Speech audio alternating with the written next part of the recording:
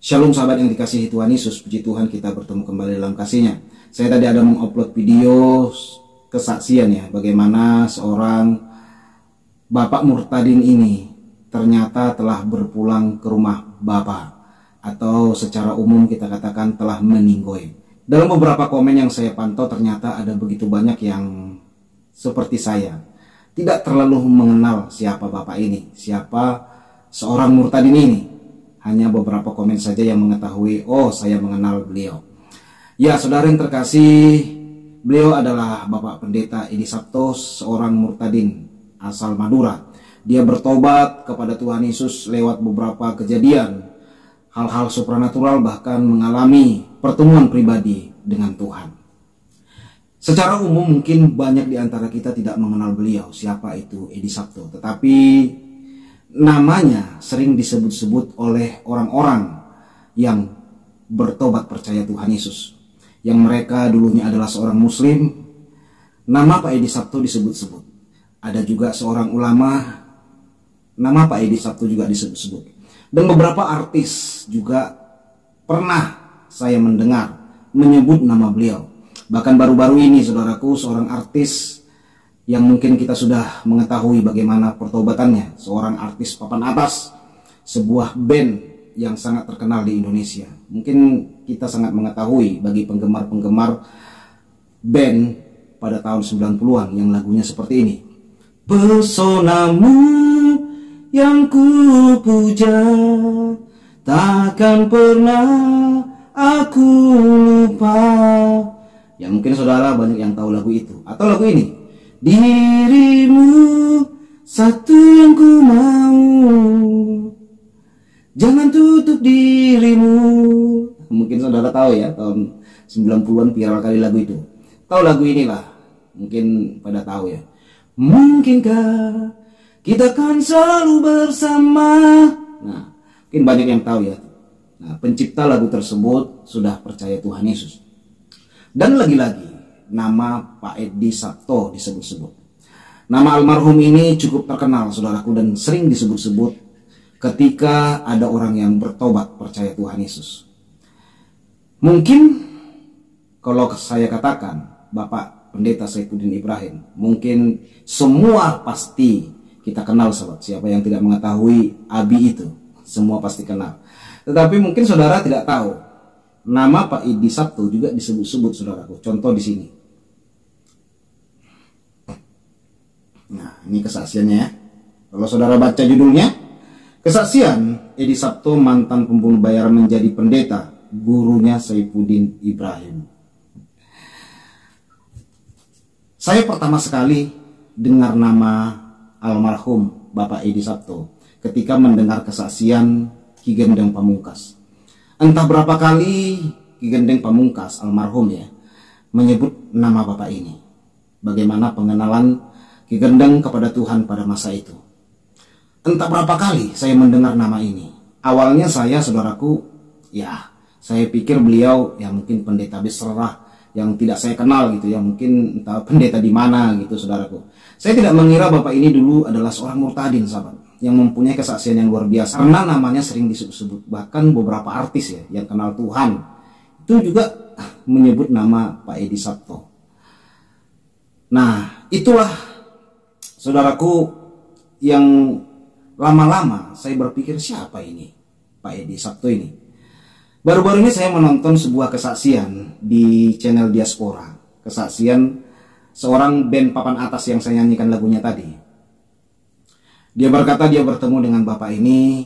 Katanya ada ribuan orang yang percaya kepada Tuhan Yesus lewat pelayanannya, dan dia sudah meninggal. Itulah titik awal saya ingin mengetahui siapa Bapak ini. Jujur sahabat ya, ini memang di luar dugaan saya gitu saudara. Akhirnya saya cari-cari, saya temukan satu video kesaksiannya. Ya cukup luar biasa dan saya bagikan buat saudara. Memang secara umum banyak orang tidak mengenal beliau saudaraku. Karena memang latar belakangnya juga bukanlah seorang ahli agama dulunya ya. Bukanlah seorang pemimpin agama dahulunya. Tetapi bagaimana beliau dipakai Tuhan dengan luar biasa. Mungkin ketika saya berkata Amran Hamri, mungkin saudara semua kenal. Beliau juga orang yang berbuah dalam pelayanannya. Tetapi ketika saya katakan Akmal Sani, mungkin masih banyak yang tidak mengetahui. Tetapi nama Pak Akmal Sani sering disebut-sebut oleh orang yang bertobat, khususnya orang-orang Padang atau orang-orang Minang. Entah berapa kali, saudaraku, nama itu sering saya dengar. Kalau kita cari kesaksiannya di beberapa media, cukup sulit mencari kesaksian Akmal Sani. Tetapi nama Pak Akmal Sani juga sering disebut-sebut. Ada satu murtadin yang juga sering disebut-sebut namanya, saudaraku, dan pernah bersama dengan saya pelayanan, yaitu Pak Gun-Gun. Nah, Bapak ini, saudaraku, cukup luar biasa juga. Maksud saya menceritakan ini, ada banyak hal yang perlu kita pelajari. Saya bukan mengatakan bahwa kalau kesaksian mantan ulama tidak berbuah, kesaksian mantan ustadz tidak berbuah, bukan begitu, sahabat. Saya percaya Bapak Saifuddin Ibrahim juga berbuah dengan luar biasa dalam pelayanannya. Ya, Pak Yusuf Roni juga berbuah dalam pelayanannya. Pak Muhammad Rusliman Warpa juga berbuah. Pak Kaci dan Effendi Usman dan Ibu Lucy Daipa dan banyak lagi ya para murtadin yang berbuah. Nah, maksud saya di sini adalah ada begitu banyak orang, saudaraku, saya temukan ketika saya ajak pelayanan, dia sering menolak. Dia katakan, kesaksian saya kurang hebat. Kesaksian saya tidak terlalu luar biasa. Saya bukan mantan guru ngaji, bukan mantan ulama. Jadi kadang-kadang mereka sering membawa saya, saudara, dalam pelayanan. Mereka seperti tidak pede. Nah, saudara yang terkasih, Pak Akmal Sani juga bukanlah seorang yang mempunyai latar belakang pemimpin agama sebelumnya. Tapi kita melihat bagaimana buahnya. Tuhan bisa memakai siapapun, saudara, tanpa melihat latar belakang saudara. Ketika saudara mau melayani Tuhan dan bersungguh-sungguh memiliki belas kasihan untuk menjangkau jiwa, untuk berbuah-buah dalam pelayanan ini, Tuhan bisa memakai saudara.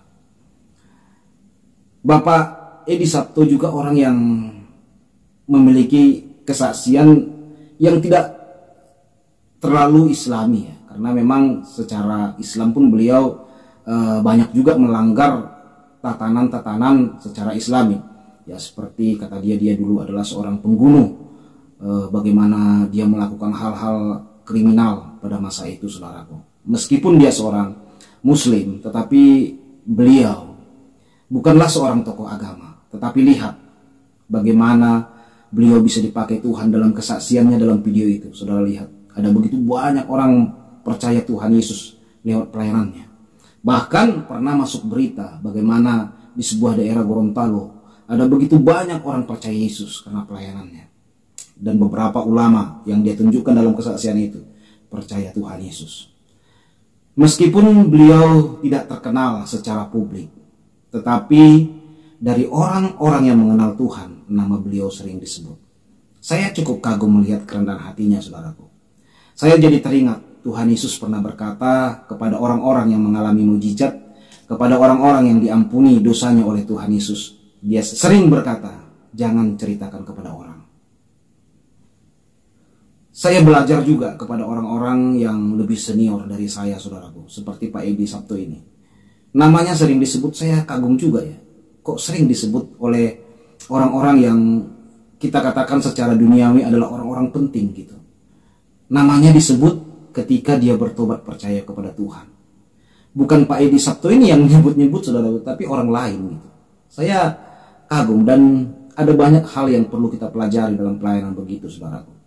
Sehingga ada begitu banyak orang tidak bisa menghambat strategi pelayanan yang dilakukan oleh Pak Edi Sabto. Itu, saudara yang terkasih. Jadi itu adalah hal yang penting menurut saya dalam pelayanan ini. Ada juga seorang hamba Tuhan yang saya lihat akhir-akhir ini sering disebut namanya. Tetapi karena beliau belum almarhum, beliau masih sehat walafiat, tidak saya sebutkan namanya, sahabat. Tapi ketika saudara mendengar kesaksian para murtadin, sering namanya disebut. Dia asalnya dari Sumatera Barat. Beliau juga berbuah dengan luar biasa. Saya mendengar bagaimana pelayan beliau memenangkan orang-orang yang tidak percaya kepada Tuhan Yesus. Meskipun secara media mungkin kita tidak melihat secara terbuka gitu, tetapi secara bergerilya beliau melakukan pelayanan pemberitaan kabar baik. Ya, saudara yang terkasih, kita tidak mengajak orang pindah agama ya. Karena percaya Tuhan Yesus itu bukan mengajak orang pindah agama. Mengajak orang percaya Tuhan Yesus, mengajak orang agar diselamatkan, agar percaya dan diselamatkan. Tuhan Yesus memang benar tidak pernah mendirikan agama. Karena organisasi agama akan membuat orang merasa saling benar. Agamakulah paling benar, agamamu tidak. Sehingga timbul percekcokan, perbantahan dan perkelahian menganggap sebuah organisasi atau agamanya yang benar. Tetapi Kristus tidak sepatah kata pun dia berkata bahwa dia akan mendirikan agama. Jadi jelas ya, ketika kita memberitakan kabar baik bukan mengajak orang pindah agama, tetapi menyelamatkan jiwanya, menyelamatkan mereka untuk tidak masuk ke dalam kebinasaan. Karena dengan percaya Yesus, saudara tidak akan binasa, tetapi oleh karena kasih karunia Allah. Karena begitu besar kasih Allah akan dunia ini, sehingga dia mengorbankan anaknya yang tunggal, supaya kita beroleh keselamatan. Itulah tujuan Tuhan Yesus kepada kita. Itulah sebabnya saudaraku, tujuan Tuhan Yesus bukan mendirikan agama. Tujuan Tuhan Yesus agar saya dan saudara tidak binasa. Ada begitu banyak di luar sana orang yang menuju kebinasaan. Mari kita taruh hati kita, beban kita kepada mereka. Kita tarik mereka supaya memperoleh hidup yang benar, supaya mereka berjalan di dalam jalan kebenaran, jalan hidup, yaitu Yesus Kristus. Tuhan Yesus memberkati kita semua. Itulah penjelasan saya mengenai kesaksian Murtadin yang telah berpulang ke rumah Bapa kita di sorga, yaitu Bapak Pendeta Edi Sabto. Kiranya Tuhan Yesus memberkati keluarganya, anak-anaknya, dan pelayanan yang ditinggalkan oleh beliau. Tuhan Yesus memberkati. Shalom.